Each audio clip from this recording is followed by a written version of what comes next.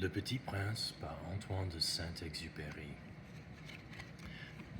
Chapitre 9. Je crois qu'il profita pour son évasion d'une migration d'oiseaux sauvages au matin du départ et mit sa planète bien en ordre, ramenant soigneusement ses volcans en activité. Il possédait 2 volcans en activité et c'était bien commode pour faire chauffer le petit déjeuner du matin. Il possédait aussi un volcan éteint, mais comme il disait, on ne sait jamais. Il ramena donc également le volcan éteint. S'ils sont bien ramenés, les volcans brûlent doucement et régulièrement, sans éruption. Les éruptions volcaniques sont comme des feux de cheminée. Évidemment, sur notre Terre, nous sommes beaucoup trop petits pour ramener nos volcans. C'est pourquoi ils nous causent de tas d'ennuis.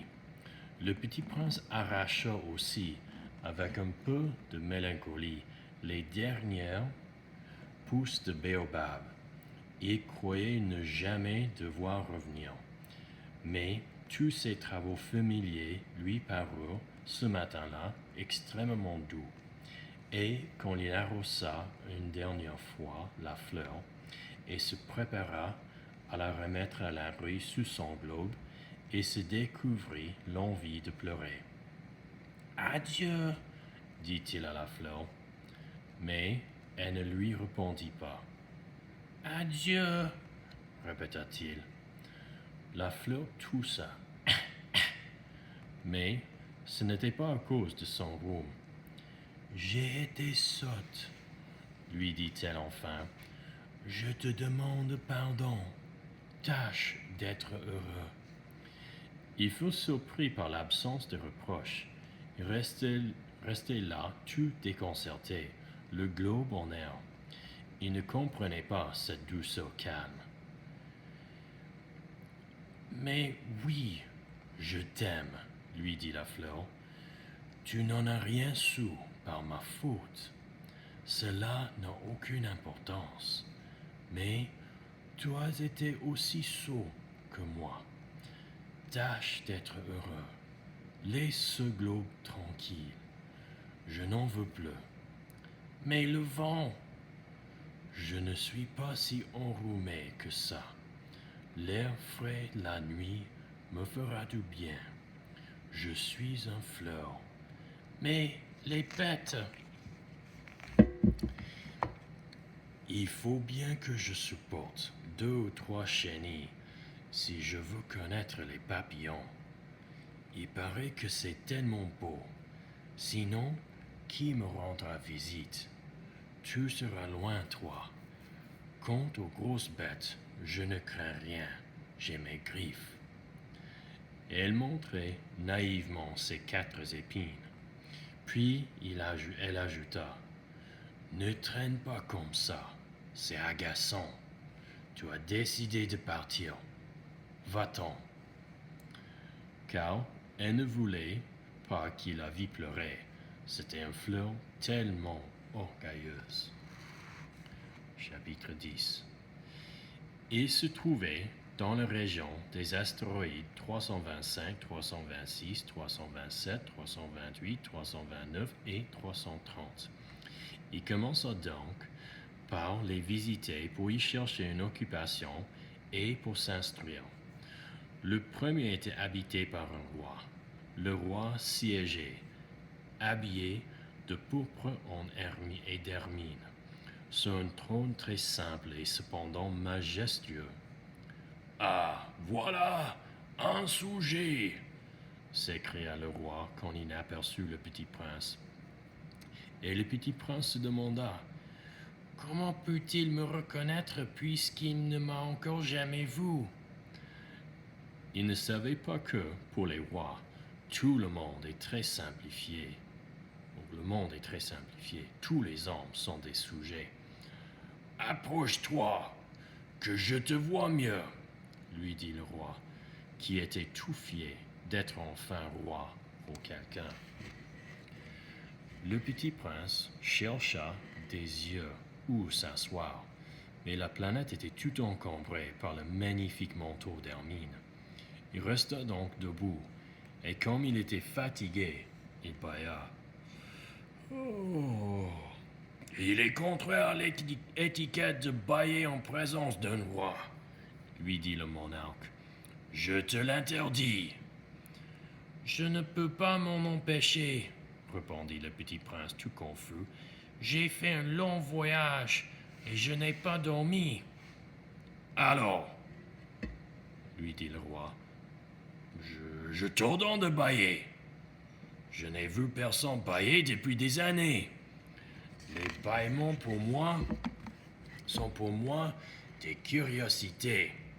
Allons, bâille encore, c'est un ordre. Ça m'intimide. Je ne peux plus, fit le petit prince tout rougissant. Répondit le roi. Alors, je t'ordonne tantôt de bâiller et tantôt de... Il bredouillait un peu et paraissait vexé, car le roi tenait essentiellement à ce que son autorité fût respectée. Il ne tolérait pas la désobéissance. C'était un monarque absolu. Mais, comme il était très bon, il donnait des ordres raisonnables. Si j'ordonnais, disait-il couramment, si j'ordonnais à un général de se changer en oiseau de mer, et si le général n'obéissait pas, ce ne serait pas la faute du général, ce serait ma faute. Puis-je m'asseoir? S'enquit timidement le petit prince. Je t'ordonne de t'asseoir, lui répondit le roi, qui ramena majestueusement un pan de son manteau d'hermine. Mais le petit prince s'étonnait. La planète était minuscule. Sur quoi le roi pouvait-il bien régner? Sire, lui dit-il, je vous demande pardon de vous interroger. Je t'ordonne de m'interroger, se hâta de dire le roi. Sire, sur quoi régnez-vous? Sur tout, répondit le roi avec une grande simplicité. Sur tout?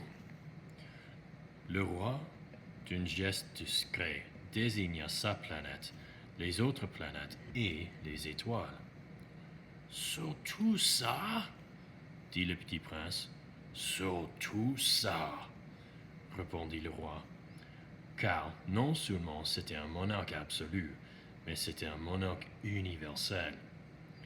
Et les étoiles vous obéissent? Bien sûr, lui dit le roi, elles obéissent aussitôt. Je ne tolère pas l'indiscipline. Un tel pouvoir émerveilla le petit prince. S'il avait détenu lui-même, il aurait pu assister non pas à 44, mais à 72, ou même à 100, ou même à 200 couchers de soleil dans la même journée, sans avoir jamais à tirer sa chaise. Et comme s'il se sentait un peu triste à cause du souvenir de sa petite planète abandonnée, il s'enhardit à solliciter une grâce du roi. « Je voudrais voir un coucher de soleil. Faites-moi plaisir. Ordonnez au soleil de se coucher. » Si j'ordonnais à un général de voler d'une fleur à l'autre à la façon d'un papillon, ou d'écrire une tragédie, ou de se changer en oiseau de mer, et si le général n'exécutait pas l'ordre reçu, qui, de lui ou de moi, serait dans son tort? Ce serait de vous, dit fermement le petit prince. Exact. Il faut exiger de chacun ce que chacun peut donner, reprit le roi. L'autorité repose d'abord sur la raison. Si tu ordonnes à ton peuple d'aller se jeter à la mer, il fera la révolution. J'ai le droit d'exiger l'obéissance parce que mes ordres sont raisonnables. Alors, mon coucher de soleil? Rappela le petit prince, qui jamais n'oubliait une question une fois qu'il avait posée. Ton coucher de soleil, tu l'auras. Je l'exigerai. mais j'attendrai, dans ma séance de gouvernement, que les conditions soient favorables. Quand ça sera-t-il? S'informa le petit prince. Lui répondit le roi, qui consulta d'abord un gros calendrier. Ce sera ce sera ce soir vers 7h40, et tu verras comme je suis bien obéi. Le petit prince bâilla. Il regrettait son coucher de soleil manqué, et puis s'ennuyait déjà un peu. Je n'ai plus rien à faire ici, dit-il au roi. Je vais repartir. Ne pars pas, répondit le roi, qui était si fier d'avoir un sujet. Ne pars pas. Je te fais ministre. Ministre de quoi? De la justice. Mais il n'y a personne à juger.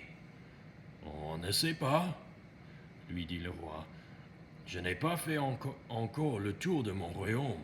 Je suis très vieux. Je n'ai pas de place pour un carrosse, et ça me fatigue de marcher.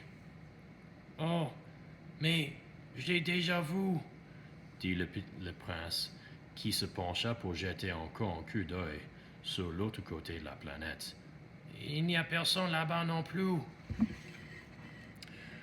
Tu te jugeras donc toi-même, lui répondit le roi. C'est le plus difficile.